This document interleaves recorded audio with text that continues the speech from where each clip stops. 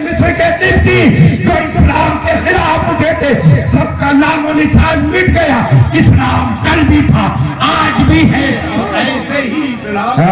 नारे तकबीर, नारे रिसालत, मज़हबे इस्लाम, इस्लाहे मुआशरा कॉन्फ्रेंस, मसलके आला हज़रत, उलमाए अहले सुन्नत, दारुल उलूम फैज़ाने मुस्तफा। दुनिया का सबसे बड़ा ताकतवर इंसान समझता था, वो नूर का पुतला किसरा, ताकत का खुद को समझने वाला मुजस्समा किसरा, वो किसरा कि जो फिरौनियत को भी पीछे छोड़ने की तैयारी में था। उसका महल अपनी आंखों से देखी, हमने अपनी आंखों से देखा, कसम कुर्सी का आलम है, वो गिरता गिराता हुआ महल, वो जर्जर महल इस बात का ऐलान कर रहा है कि बड़े बड़े फिरौना के बड़े बड़े महल नेस्त नाबूद हो गए, मगर इस्लाम की इमारत कल भी सलामत थी, आज भी सलामत है, ऐसे ही सलामत रहेगी।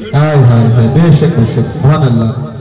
वो तो रब ने ही ऐलान फरमा दिया कि हमने नाज़िल किया, हम इबादत करेंगे, वही इस्लाम का पासबान, वही मुहाफिज। और उसने कुरान की हिफाजत का जाहिरी इंतजाम कैसा फरमाया, जाहिरी इंतजाम। ये बच्चे माशाअल्लाह इस साल भी कई बच्चे हैं हाफिज हुए, मगर दस्तार अभी नहीं कर रहे हैं। ये उसूल वाले लोग हैं कि जब पूरा सुना देंगे तब होगी दस्तार। क्या बात है, माशाअल्लाह माशाअल्लाह। ये बच्चे पूरा कुरान सीनों में महफूज कर लेते हैं, कुरान भी पढ़ा रहे हैं, अल्फाज याद करा रहे हैं।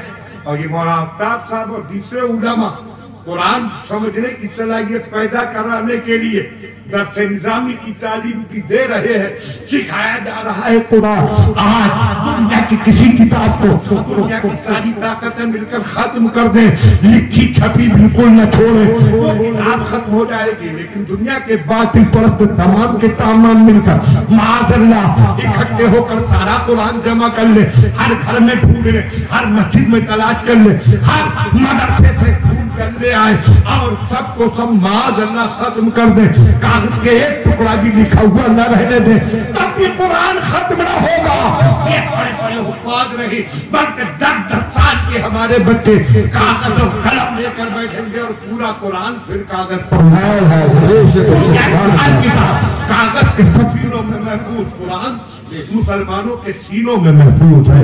तो न कुरान मिटना है न इस्लाम, मगर हमें तो होना ये है कि जो इस्लाम के पासबान बनना चाहिए थे, जो कुरान के मुहाफिज बनना चाहिए थे, वो कुरान भी भूल गए, इस्लाम भी भूल गए। कोई इस्लाम इतना फसाद नहीं सिखाता। मौलाना यूनुस साहब ने बिल्कुल सही कहा कि इस्लाम तो रवादारी और सुलह पसंदी का सबक देता है, अमन और शांति का अलमबरदार है इस्लाम, फिक्रों को मिटाने वाला है इस्लाम, आतंकवाद की जड़ काटने वाला है इस्लाम। इस्लाम की शान तो ये है कि आप करने बैठे वुजू टूटी खुली छोड़ दी। अल्लाह मुफ्ती सैयद कफील साहब किबला जो मरकज़ अहले सुन्नत दारुल मंज़िल इस्लाम के सदर मुफ्ती है, ये फरमाएंगे कि ये टूटी खुली छोड़ दी, बेजरूरत पानी बहा रहे हैं, बेजरूरत फजूल पानी बहाना जायज नहीं। उसने कहा हजरत वुजू में भी नहीं, इन्होंने कहा नहीं वुजू में भी फजूल पानी बहाना जायज नहीं, इसकी इजाजत नहीं। जरा सोचिए कि जो मज़हब वुजू जैसी इबादत में बेजरूरत पानी बहाने की इजाजत न दे, वो किसी बेगुनाह का खून बहाने की इजाजत कैसे? उस मज़हब में कहा इसकी गुंजाइश है?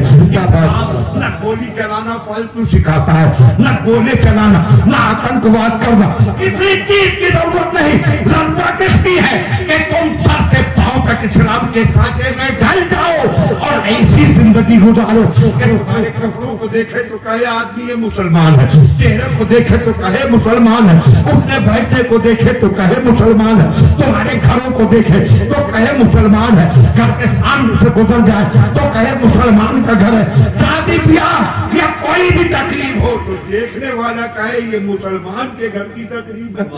माशाअल्लाह माशाअल्लाह। ये कर लो और किसी की जरूरत नहीं।